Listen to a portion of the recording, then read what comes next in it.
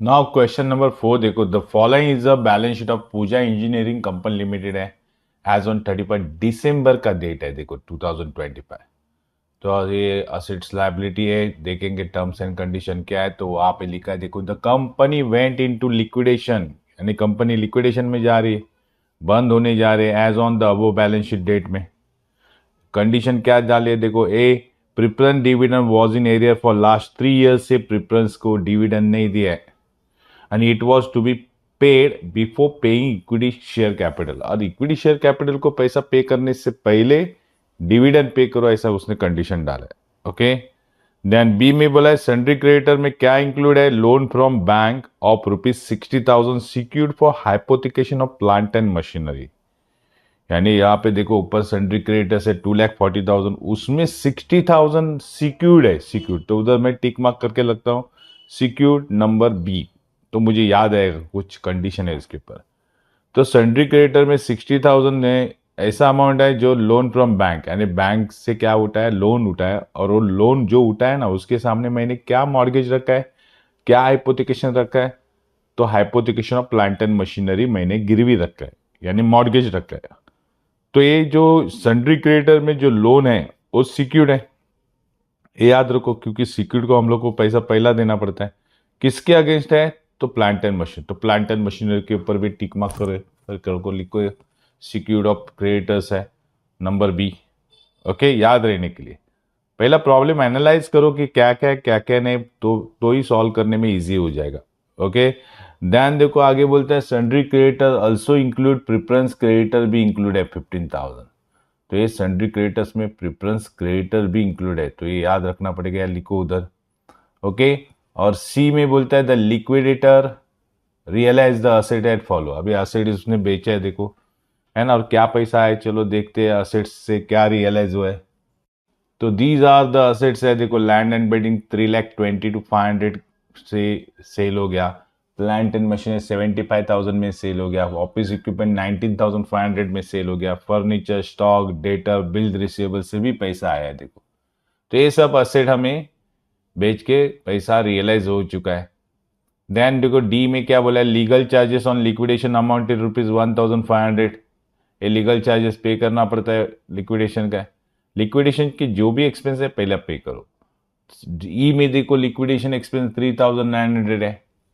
F में देखो liquidator remuneration was fix है, 1,500 देने का ही है, plus 2% on sale of the assets. देखो ऊपर असेट सेल के ना, उसके ऊपर 2% निकालो, लेकिन एक्सक्लूडिंग कैश, कैश नहीं लेने का, इसमें कैश है भी नहीं, देखो ऊपर है ना।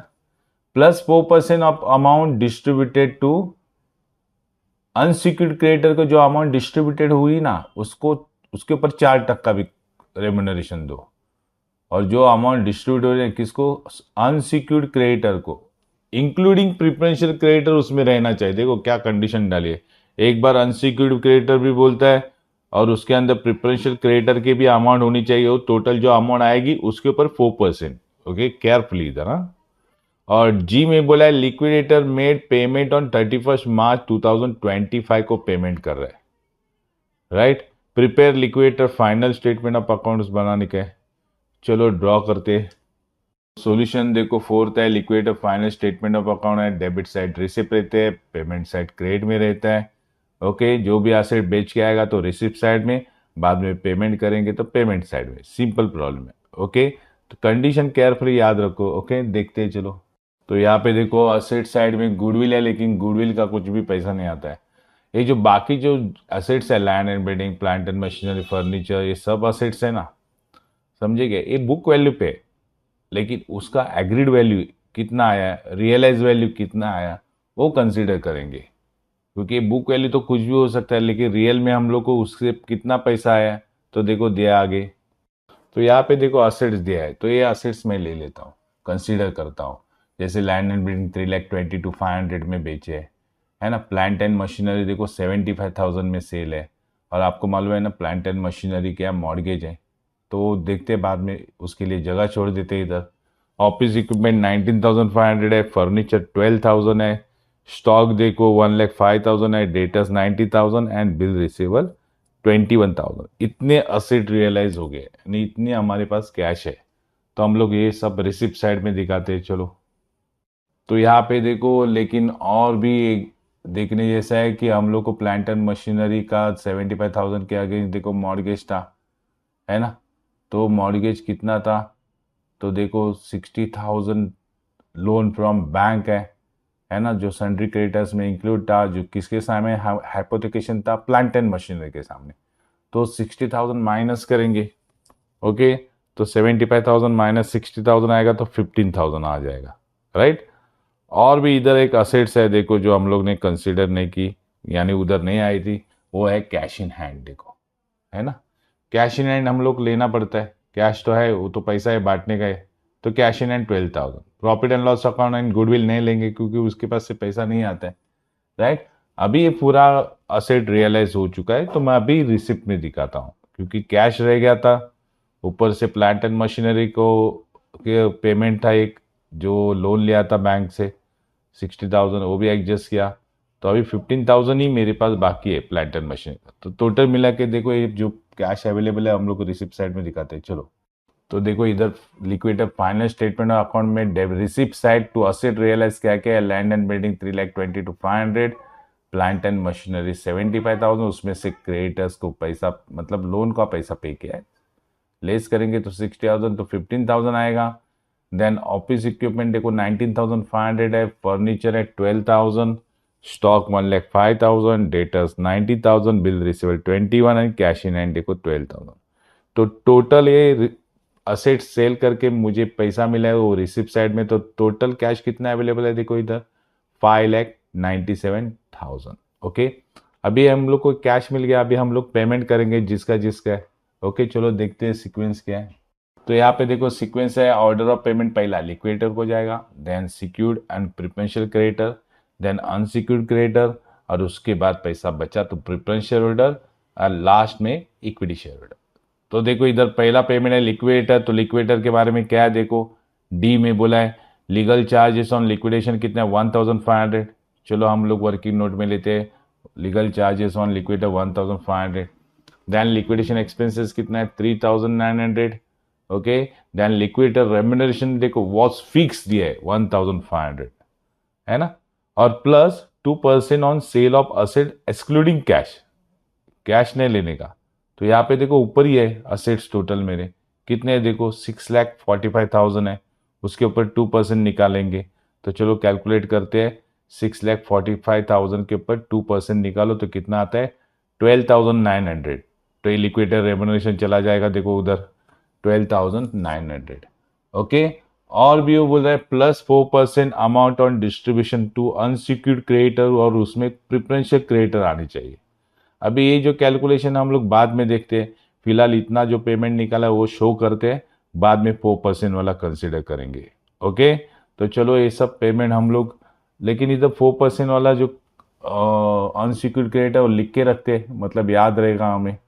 ऑलराइट, तो ये देखो पेमेंट साइड में legal charges on liquidator 1,500, liquidator expenses 3,900, and by liquidator remuneration fix है जो 1,500 है।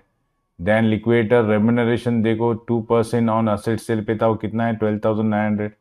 एंड लास्ट में लिक्विडेटर रेम्यूनरेशन है जो हमें फाइंड आउट करने का है 4% ऑन अनसिक्योर्ड क्रेडिटर, लेकिन उसमें इंक्लूड क्या रहेगा, प्रिफरेंशियल क्रेडिटर इंक्लूड रहेगा। ओके, चलो देखते हैं इसकी इंफॉर्मेशन में क्या क्या है क्या क्या नहीं है। तो जो इंफॉर्मेशन थी लिक्विडेटर को जो मिलने वाला 4%, वो हम लोग क्या करते उधर से उठा के इधर लिखते, मतलब याद रहने का चाहिए, नहीं तो डायरेक्ट भी सॉल्व करते तो भी फर्क नहीं पड़ता है। मैंने इधर शो किया है, तो ये देखो वो इधर क्या बोला था, लिक्विडेटर रेम्यूनरेशन जो है 4% वो अनसिक्योर्ड क्रेडिटर पे है, लेकिन उसमें प्रिफरेंशियल क्रेडिटर आने चाहिए, राइट। तो यहाँ पे देखो मेरे टोटल सन्ड्री क्रेडिटर 2,40,000 के, राइट। तो यहाँ पे unsecured creditor including preferential creditor दिखाने का है, तो 2,40,000 है, उसमें से माइनस करेंगे कौन सा, सिक्योर्ड, है ना, क्रेडिटर देखो नीचे है ना सिक्योर्ड क्रेडिटर 60, तो माइनस करेंगे तो कितना आ जाएगा 1,80,000, है ना। और इसमें देखो प्रिफरेंशियल क्रेडिटर भी इंक्लूड है, राइट, लेकिन वो बोलता है वो ले लो, तो मैंने वो माइनस नहीं किया, तो 1,80,000 आगे उसके ऊपर 4% निकालो तो कितना आता है 7,200। तो लिक्विड रेम्यूनरेशन देखो 7,200 मैंने फाइंड आउट किया। कैसे फाइंड आउट किया? तो 2,40,000 क्रेडिटर्स है, उसमें जो सिक्योर्ड क्रेडिटर थे वो मैंने निकाल दिए, लेकिन प्रिफरेंशियल क्रेडिटर है ना, वो इंक्लूड करके बोला, वो कंडीशन में बोला है, देखो ऊपर भी है ना, अनसिक्योर्ड क्रेडिटर में इंक्लूडिंग प्रिफरेंशियल क्रेडिटर होनी चाहिए। ओके, मतलब अनसिक्योर्ड में प्रिफरेंशियल क्रेडिटर होने चाहिए, लेकिन सिक्योर्ड क्रेडिटर नहीं होने चाहिए, इसलिए सिक्योर्ड क्रेडिटर मैंने 60,000 माइनस किए, इसलिए 7,200 आ गए। ओके, और उसके बाद देखो लिक्विडेटर के बाद हम लोग सिक्योर्ड वाले को पैसा देते हैं, तो इधर देखो 8% debenture having floating charge on all asset, मतलब ये सिक्योर्ड है, तो इसको पहला पैसा जाएगा, तो 1,50,000 दिखाओ, 8% debenture 1,50,000। Then outstanding debenture interest भी उसका ही है 6,000, तो वो भी दिखाना पड़ेगा, राइट। और उसके बाद देखो मैंने जो ऊपर जो कंडीशन लिखी थी, जी लिक्विडेटर मेड पेमेंट ऑन 31 मार्च 2025, यानी लिक्विडेटर पेमेंट कब कर रहे हैं? 31 मार्च को, और हमारा देखो ऊपर बैलेंस शीट कभी का है 31 दिसंबर को। तो यहाँ पे देखो इंटरेस्ट ऑन डिबेंचर है ना 31 दिसंबर तक दिया है, लेकिन उसके बाद है ना जनवरी फरवरी मार्च 3 महीने का उसने पेमेंट दिया नहीं था।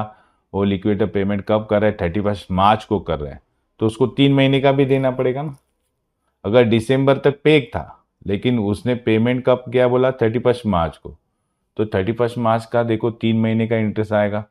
तो देखो 3 महीने का इंटरेस्ट निकालेंगे, तो चलो इंटरेस्ट किसके ऊपर निकालेंगे? डिबेंचर के ऊपर। डिबेंचर कितना देखो 1,50,000 इंटू 8% रेट ऑफ इंटरेस्ट है, और इंटू 3/12, तो आपका इंटरेस्ट देखो कितना आएगा? 3,000, राइट। तो ये इंटरेस्ट आ गया 3 महीने का।